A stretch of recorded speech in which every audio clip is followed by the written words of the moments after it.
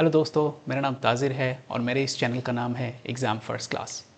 मेरे इस चैनल पे आजकल मैं एक सीरीज़ चला रहा हूँ जिसका नाम है one word substitute. One word substitute कोई भी कॉम्पिटिटिव एग्ज़ाम का एक बहुत ही इंपॉर्टेंट हिस्सा है। इसमें आपको एक डेफिनेशन दिया जाता है जिसका वन वर्ड आपको निकालना होता है, या तो आपको वन वर्ड दिया जाता है जिसका डेफिनेशन आपको निकालना होता है। मेरे इस चैनल पे मैंने इस सीरीज़ की कुछ इंटरेस्टिंग वीडियोस बना के रखी हैं, आप उन वीडियोस को ज़रूर देखें।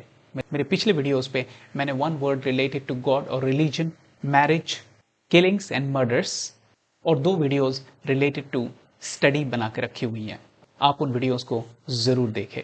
मेरे उन वीडियोस में मैंने बहुत ही इंटरेस्टिंग तरीके से थीमेटिकली उन वर्ड्स को डिस्कस किया हुआ है ताकि आपको वो वर्ड्स ज़्यादा से ज़्यादा टाइम तक याद रहे। आज की इस वीडियो में मैं ऐसे 7 वर्ड्स डिस्कस करूंगा जो दिखने में बहुत ही डिसेप्टिव हैं। कहने का मतलब ये है कि जब आप इनको देखते हैं आपको लगता है कि इनका मीनिंग कुछ होगा, लेकिन दरअसल इनका मीनिंग कुछ और ही होता है। तो देर न करते हुए शुरू करते हैं आज का वीडियो। Let's go. तो दोस्तों, आ गए हम अपने वर्चुअल बोर्ड पे और हम पढ़ रहे हैं one word substitute 7 confusing words. तो आज का हमारा पहला वर्ड है साइनोश्योर। पता नहीं क्यों ये वर्ड मैं देखता हूँ, पता नहीं आप लोगों को भी लगता होगा कि नहीं, कि ये किसी मेडिसिन का नाम की तरह है। साइनोश्योर ऐसा लगता है कोई सरदर्द की दवा हो, कोई माइग्रेन की दवा हो लेकिन असल में ये है नहीं। ठीक है, तो इसको याद रखने का सबसे आसान तरीका जो है मेरे हिसाब से, आप समझ लो you are a film journalist और आप एक मैगज़ीन के लिए काम करते हो और you have attended one film promo. कोई प्रोमो चल रहा है फिल्म का, उसमें जो बड़े बड़े स्टार्स हैं वो आए हुए हैं। समझ लो रणवीर कपूर आए हुए हैं, समझ लो दीपिका पादुकोण आए हुए हैं, समझ लो अर्जुन कपूर आए हुए हैं, समझ लो पुराने हीरो में समझ लो मिथुन चक्रवर्ती आए हुए हैं, इसके साथ में समझ लो शाहरुख खान भी आए हुए हैं। ठीक है, अब यू आर ए जर्नलिस्ट, वहाँ पे मीडिया ब्रीफिंग चल रही है, आपको अप्रोच करना है इनमें से किसी एक बंदे को। खुली छूट है, आपको किसी के पास भी जा सकते हो। ध्यान रखना है आपको इस बात का कि जो बाइट आप लोगे, जो स्टार का बाइट आप लोगे, उसको आपको चलाना भी है और आपके मैगजीन ने उसको वायरल भी करना है और उसके थ्रू से आपको प्रॉफिट भी अर्न करना है। तो रणबीर कपूर, दीपिका पादुकोण, अर्जुन कपूर, मिथुन चक्रवर्ती और एसआरके में आप किसके पास जाओगे? मैं ये नहीं कह रहा हूँ कि एसआरके मेरा फेवरेट है, वो तो थोड़ा बहुत है भी, लेकिन मेरे हिसाब से ज़्यादातर लोग शाहरुख खान के पास जाएंगे। उसका रीज़न ये है कि शाहरुख खान का बाइट अगर लिया जाए तो उसको वायरल किया जा सकता है, बहुत सारे लोग उसको देखेंगे और उस तरह से आपका प्रॉफिट भी जनरेट होता रहेगा। तो कहने का मतलब ये है कि Shahrukh Khan will be the centre of attraction. Cynosure का मतलब यही है जो सेंटर ऑफ अट्रैक्शन होता है। ओके, हो गया। तो आप अभी कभी मत सोचिएगा कि साइनोश्योर कोई सरदर्द की दवा का नाम है। इसका मीनिंग है सेंटर ऑफ अट्रैक्शन। ओके, तो ये कोई इंसान भी हो सकता है, कोई पेंटिंग हो सकता है, कोई और चीज़ हो सकता है। ओके, अब हम आते हैं अपने दूसरे वर्ड पे। हमारा दूसरा वर्ड है साइनोफोबिया। अब मैं एक बात आपको बता दूं कि फोबिया का मतलब हो गया डर, फियर। ओके, तो ये आपका आसान हो गया। अब बात आता है साइनोफोबिया। मैं श्योर हूं आप पूरा कंफ्यूज हैं, क्योंकि थोड़ी देर पहले मैंने बोला साइनोश्योर, बोला तो सेंटर ऑफ अट्रैक्शन। अब यहां पे साइनो का मतलब क्या हो सकता है? इंटरेस्टिंग बात यह है कि साइनोफोबिया का मीनिंग जो है वो है फियर ऑफ डॉग्स। ये डॉगोफोबिया नहीं हुआ, ये हो गया फियर ऑफ डॉग्स। ठीक है, तो साइनोश्योर सेंटर ऑफ अट्रैक्शन और साइनोफोबिया फियर ऑफ डॉग्स। मैंने रिपीट कर दिया ताकि आपको याद रहे। अब हम चलते हैं अपने तीसरे कंफ्यूजिंग वर्ड की तरफ। अच्छा, ये वर्ड है पेट्रोलॉजी। अब सबके दिमाग में यही आ रहा होगा, अरे यार पेट्रोल तो है ही है, तो ये तो पेट्रोल के बारे में जो स्टडी होता होगा, जैसे बायोलॉजी है, जैसे जूलॉजी है, ये तो पेट्रोलॉजी है, पेट्रोल के बारे में है। जी नहीं, ये पेट्रोल के बारे में नहीं है। पेट्रोलॉजी का मतलब हुआ स्टडी ऑफ रॉक्स। ठीक है, और रॉक्स का कौन सा चीज स्टडी करते हैं यहां पे? ये हो गया इसकी ओरिजिन, इसकी कॉम्पोजिशन एटसेट्रा। इन सब चीज़ों की जो पढ़ाई होती है उसको हम कहते हैं पेट्रोलॉजी। तो एग्जाम में अगर आपको ये वर्ड दिया गया तो बिल्कुल मत लिखना कि पेट्रोलॉजी बोले तो स्टडी ऑफ पेट्रोल, ठीक है। लेट्स मूव अहेड, चलते हैं हम अपने चौथे वर्ड पे। चौथा वर्ड है कैट्रोफोबिया।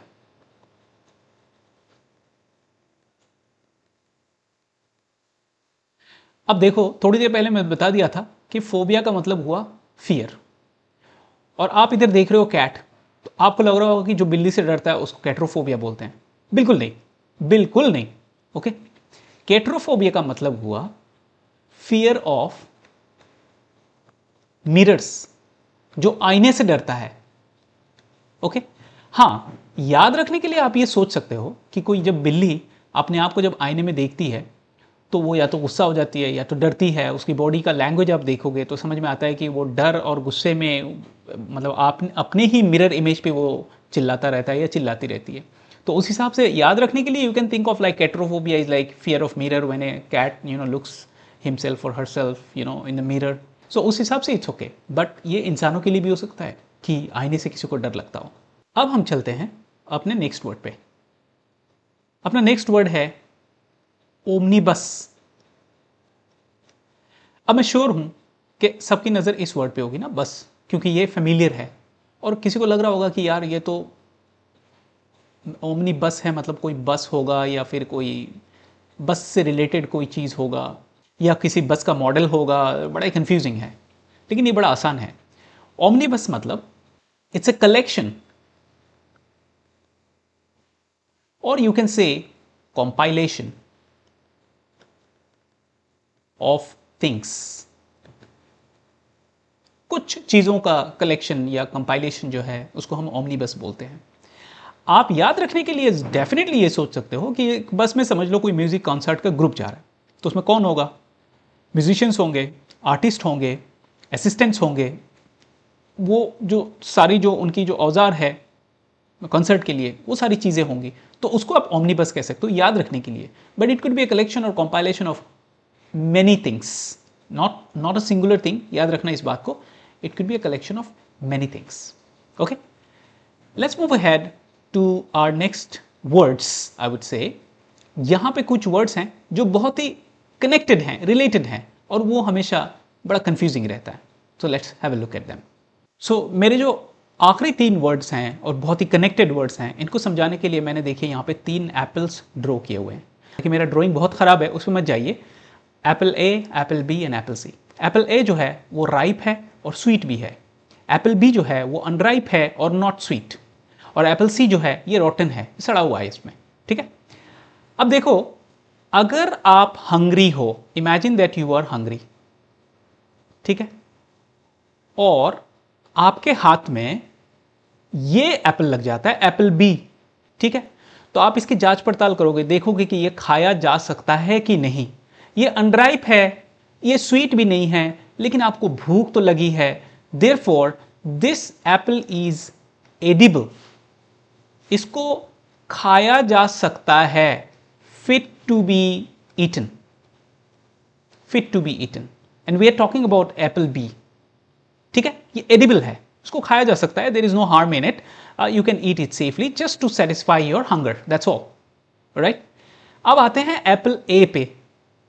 एप्पल ए जो है, इसको अगर आप खाते हैं तो आपका हंगर तो सेटिस्फाई होगा ही होगा, साथ में आपको मजा भी आएगा।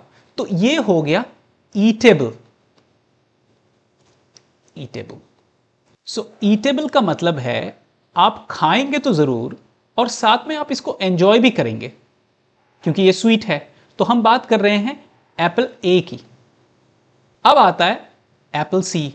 ये तो सड़ा हुआ है ना, ऑलरेडी रोटन है, तो इसको हम क्या खा सकते हैं?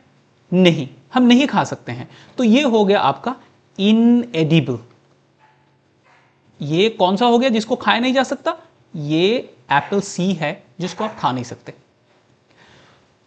तो हमने लगभग यहां पे 6, if I consider this as 7, if I consider this one as 8, हमने 8 वर्ड्स आज के लेसन में सीखा है। So let's give a quick revision of all the words that we have learned today. Cynosure हमारा पहला वर्ड था जो दिखने में लगता है कोई सरदर्द का मेडिसिन होगा, लेकिन नहीं, ये सेंटर ऑफ अट्रैक्शन है।